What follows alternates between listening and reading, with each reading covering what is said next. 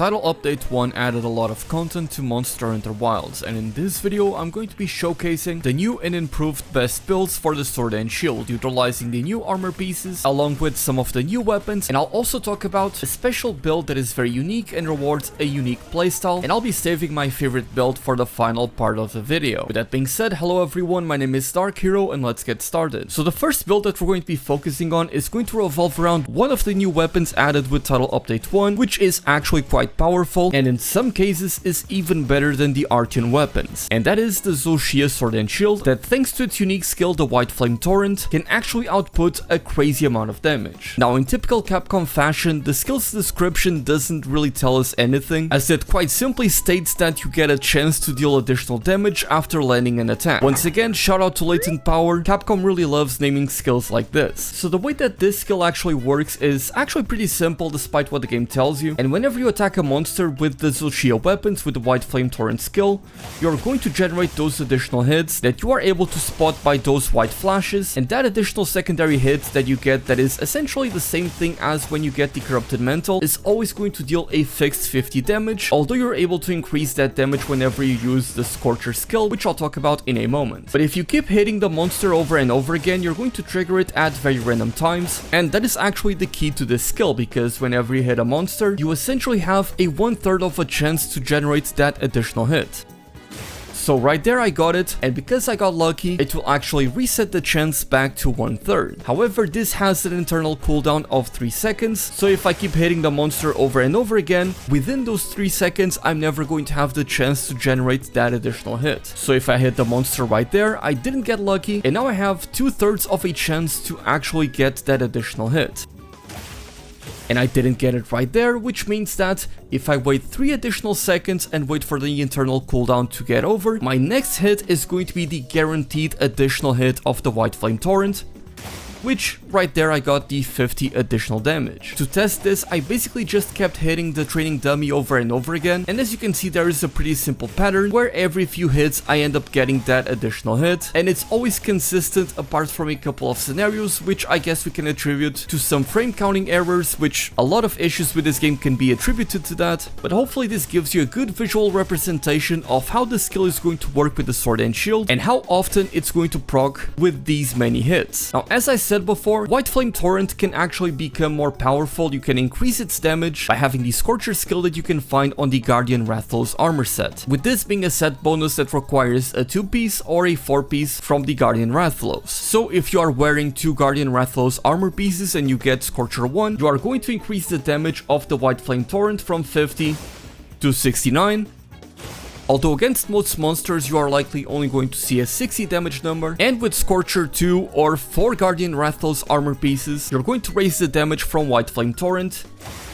to 104 damage. Though again, there may be some variance in the damage you deal against actual monsters. So with that said, how is this better than the Artian weapons? Well, simply put, getting that additional 50 to 100 damage over the course of the hunt is going to add up to a lot more damage. And it's actually going to be better the worse you play or the more HP that a monster has. So the harder content we end up getting in the form of the Arc-Tempered monsters or Zoshia for example, that is where this weapon is going to excel. So with that said, let's take a look at the Zoshia weapon build and how to optimize it to deal as much damage as possible before we go over the rest of the builds. Now again, given that we need to have at least 2 pieces from Guardian Rathalos to activate Scorcher, we're going to be playing with a mix of the Guardian Rathalos and Gormagala set, utilizing the Guardian Rathalos Helmet Beta, the Zoshia Chest Beta, the Guardian Rathalos Vambraces Beta, the Gormagala Coil and Greaves Beta, and finally the Challenger Charm 2. We then add 3 Mighty Jewels, 1 Tenderizer Jewel, 1 Phoenix Jewel, 1 Challenger Jewel, 1 Chain Jewel, and 2 Saint Jewels, and we end up with the following skills. Agitator level 5, which is going to give us 15% affinity and 20 raw attack whenever the monster is enraged, which is going to contribute massively to our damage increase. Weakness Exploit level 3 is going to give us 15% affinity whenever we are hitting a monster's weak spot, which ideally is always going to be the case. And if you're new around here, I don't really count the additional affinity you get whenever you attack the wounds because of how quickly you break with the wounds. More often than not, you're going to be breaking them in the same combo that you apply them, so I think it's best to not take that additional affinity into account in your calculations. But to compensate, we get 30% affinity from maximum might whenever our stamina is full, which is very easy to maintain with the sword and shield, as I explained in my guides before. And we're going to be getting 15% additional affinity from Black Eclipse as part of the Gormagala 2-piece set bonus. But in order to get the attack increase and the additional affinity you get from Black Eclipse, you need to overcome the Frenzy Virus, which you do by dealing damage to the monster, which when combined with Antivirus, you'll be able to overcome the Frenzy much quicker, thus being able to get those benefits a lot more often. Additionally, Antivirus is also going to give you 10% additional affinity whenever you overcome the Frenzy. Sadly, the game is mistranslated. It states that it gives you 15% affinity, it's actually 10%, which is a very good increase for level 1 decorations. We also have Constitution level 2, which is going to allow us to spend less stamina, making it even easier to maintain maximum might active, and Burst level 1 as well as Coalescence level 1 is simply going to give us a lot more damage for the price of one level 3 and level 2 decoration slot respectively. Lastly, you end up with Flinch Free level 1, which may come in handy blocking small knockbacks, and you have a couple of spare level 1 decoration slots. Now, because you only have 2 of these, I don't recommend going for Divine Blessing. I think it's only worth it when you can go for level 3, at which point it's one of the best defensive skills in the game, but anything below that I don't think it's worth it. Me personally, I am an item prolonger enjoyer. I like to go for item prolonger level 2, which is going to increase the duration of your items that you consume by 25%. So if you consume a dash juice, a might seed, demon drug, demon powder, all of that stuff, this is going to allow you to maintain that effect active for 25% longer, which can allow you to deal much more damage. But feel free to replace it with any other skill you prefer, like Recovery Up for example to recover more health, or Shockproof if you're playing in multiplayer so you don't get flinched by the other players. As for the weapon, of course, we're going to be using the Blazing Mikal, the Zoshia Sword and Shield, which comes with 220 raw attack, 5% affinity, 150 dragon elements with a decent amount of white sharpness and some pretty decent decoration slots as well. Now, when it comes to choosing what decorations you go for, there's a couple of decisions here that are very important. Now, given that we don't have a ton of sharpness on our weapon, I think that first and foremost you should try to fix that sharpness and make sure that you never go below white sharpness, as that is going to lead to you dealing a lot less damage. So a decoration like this that gives you Razor Sharp 3 and Handicraft level 1 is going to help mitigate any kind of sharpness problems. But then we only have one level 2 and one level 1 decoration slots, and we don't have a lot of options to choose from. Ideally, we would have better decoration slots to get Offensive Guard 3, but since we can't, going for Offensive Guard level 2 is going to give you a 10% attack boost whenever you perfectly guard, which you'll be able to do very consistently with the Sword and Shield, and that is going to lead to a massive damage increase, so it is very much worth it. Now, because there is no Offensive Guard level 1, for the final decoration I simply recommend to go for a Critical Boost level 1, which is going to raise the additional damage of your critical hits from 25% to 28%. And also, even though Corrupted Mantle was nerfed in this update, it still remains pretty much the best mantle, although you can totally still rock the Evasion Mantle, though I don't see much benefit on using this with the Sword and Shield, as more often than not you'll be going for a perfect block or using the sliding swipe to get out of the way of an attack, and both of these moves will not trigger the Evasion Mantle, so I don't think it's worth running it. The Rocksteady or the Mending Mantle might be worth it, but of course you won't be getting any direct additional damage by using these mantles. Now, of course, we need to talk about how good is the Zoshia Sword and Shield compared to the Artian weapons, and is this build viable compared to the other meta builds. It gets a little bit tricky with some weapons like the Sword and Shield specifically, because the reduced amount of decoration slots means that you have essentially what a lot of players in the community like to call a shield tax. You want to add skills like Offensive Guard to increase your damage, but you don't have the decoration slots to do so, so your damage output might suffer as a result. That said, the White Flame Torrent together with the Scorcher on top of that is going to allow you to deal a lot of extra procs of damage over the course of an entire hunt, and that is actually going to add up to a lot of damage that is going to be scaling up with the amount of HP that the monster has. Basically, think of it this way: if you can finish a hunt in 4 or 5 minutes with the Artian weapons, more likely than not you're not going to benefit from using the White Flame Torrent build. But if you are fighting against some stronger monsters, like for example Zoshia, which has a lot more HP, or potentially the new Arc-Tempered monsters like Arc-Tempered Raidao, which is just around the corner, these monsters are going to have a lot more HP, they're also going to be dealing more damage, and if you get hit, you definitely need to stop and heal, and thus the duration of those quests is going to last much longer, so using these Zoshia weapons with this build would actually be more beneficial beneficial in those specific hunts. And of course, it's going to be even better if the monster you're fighting against is weak to the dragon element. Now, speaking of the Artian weapons, the next build we're going to be talking about, in my opinion, is the very best build for the sword and shield in terms of straight up raw damage output, though it might be lacking in some other aspects. And this build is going to be a simple yet effective improvement on the already powerful Gormagala build. That is to say that instead of using the 2-piece Gormagala set bonus, we're actually going for the 4-piece Gormagala set bonus that is going to give us Black Eclipse 2, which on top of the additional 15% affinity, we get some additional raw attack. And the only piece that's not going to be Gormagala is going to be the chest piece, which will be the Zoshia chest piece, which is simply fantastic, having Agitator level 2 and a level 3 decoration slot. We then add the Challenger Charm for 2 additional levels of Agitator, together with 1 Challenger Jewel, 3 Mighty Jewels, 1 Tenderizer Jewel, 1 Chain Jewel, and 2 Saint Jewels. And as for these final slots, we are left with a level 1 and a level 3 decoration slots. And honestly, these ones are more so up to personal preference. You can go for Latent Power, which would give you some additional affinity and reduce your stamina depletion rate by 30%. The problem with Latent Power, of course, is that it's not always going to be active, so the longer the fight is, the better this skill is going to be, but if you're fighting against a monster that dies in 3 minutes, it's not going to be as useful. You could instead go for another level of Weakness Exploit to get 5% additional affinity, or potentially go for Flayer level 1 to get some additional damage, which would also be quite beneficial. Then for the level 1 decoration slot, it's all up to personal preference really, just go with whichever one you prefer.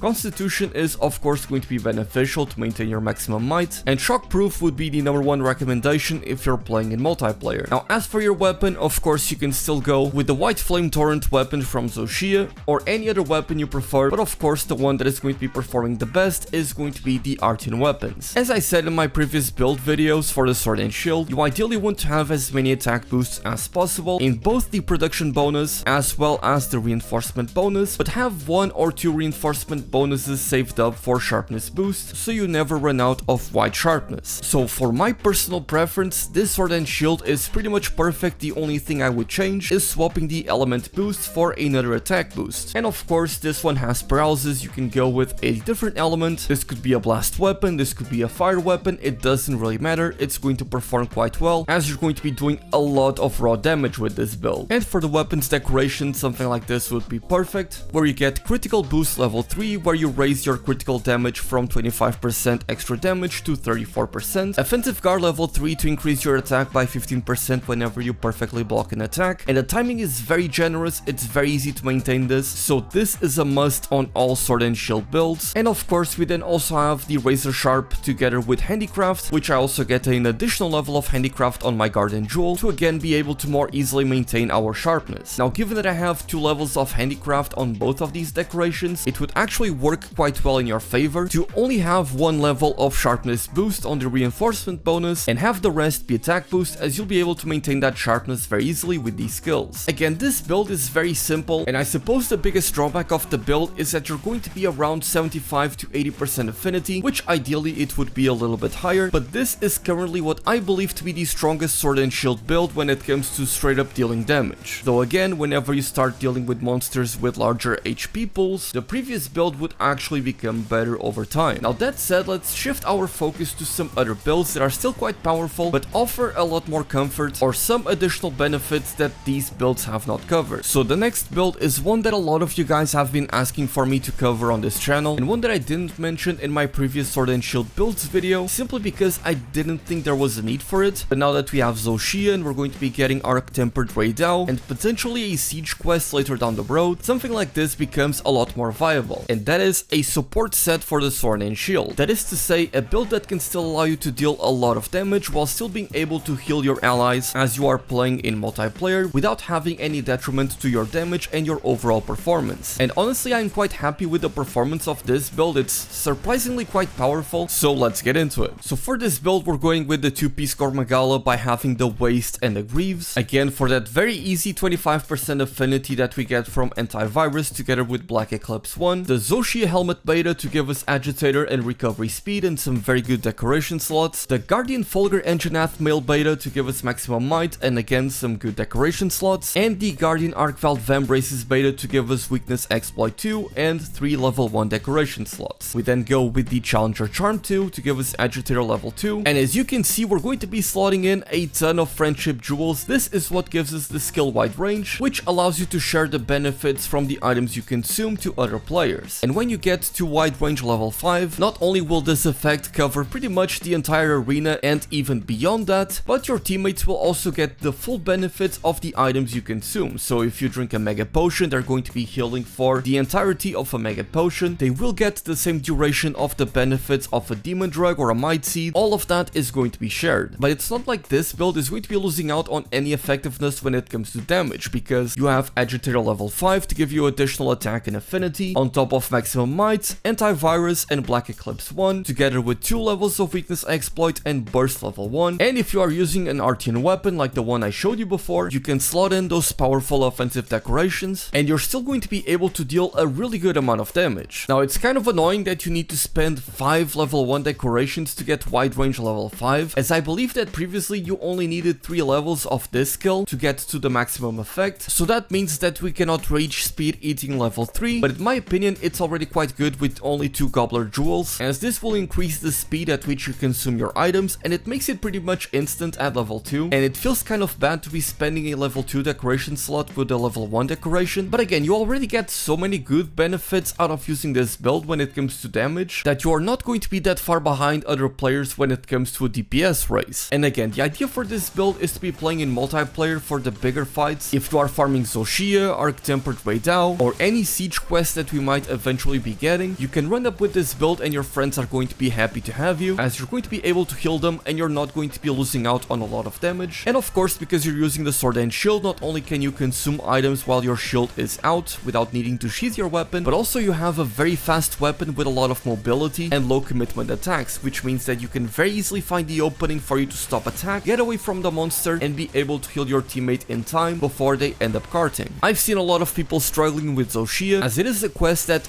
you kind of need to be playing in multiplayer because you won't be able to farm it infinitely by yourself, and you may get some random players that aren't as good and they may end up carting more than once, and that can lead to some quest fails and a lot of frustration, and this build is going to help with all of that. So if you are one of the people that was asking me for a wide range build, do give this a shot and let me know how you guys feel about it. Now, before we get to the final and my favorite build out of the entire video, this other build is going to be more so of a novelty that I think is quite fun, as it enables a different playstyle, but sadly is overshadowed by the other builds. So let's go over this build very quickly, and that is utilizing the Bubbly Dance on the Mizutsune armor set. So the way that the Mizutsune set bonus works is that by simply dodging like this, you'll be able to trigger Bubbly Dance, which is going to trigger the additional 21% affinity that you have on your weapon. And the best part about it is that the Sword and Shield back hops will actually trigger this.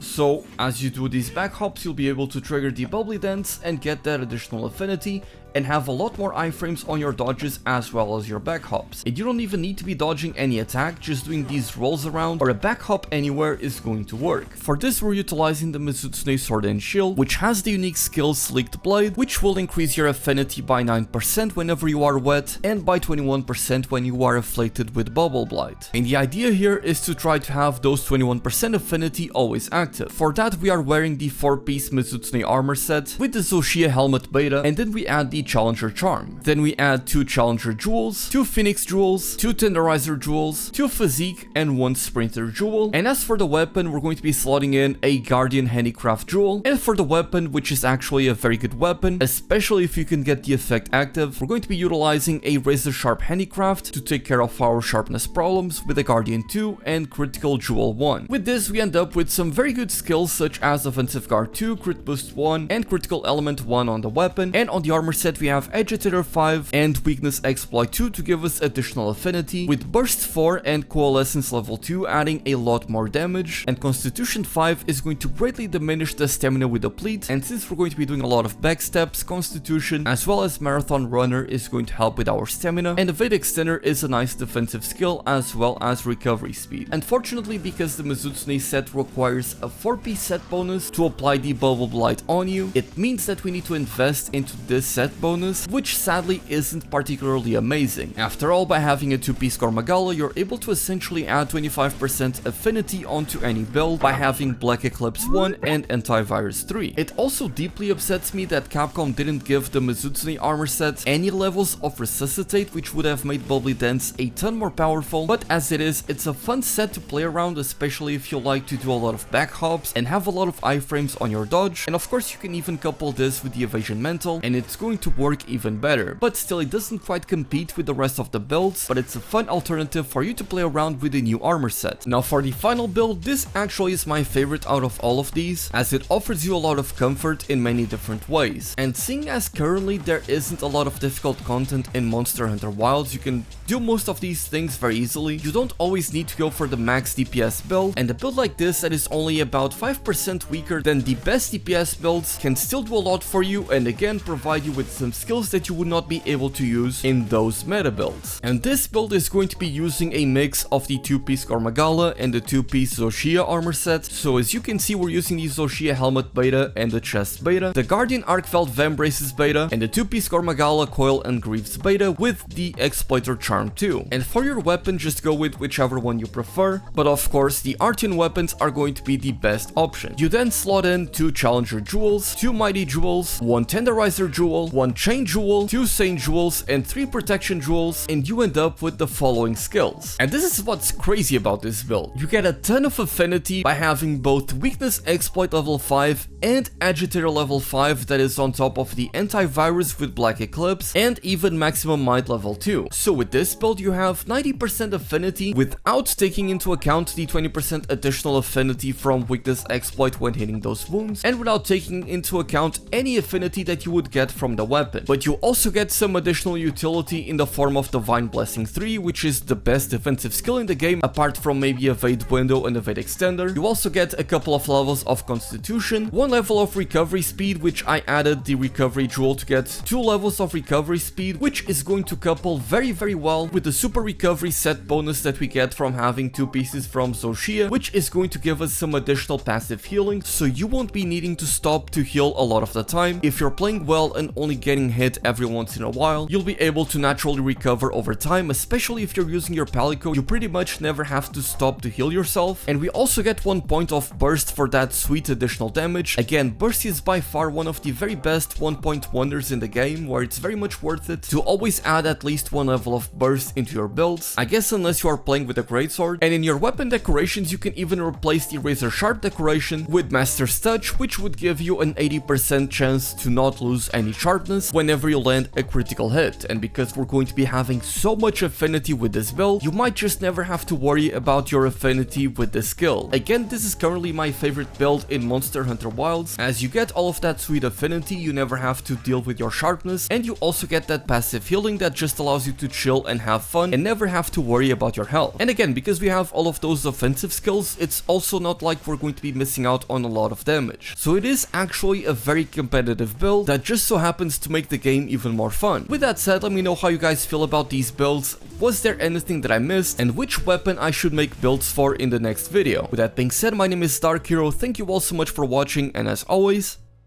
happy hunting!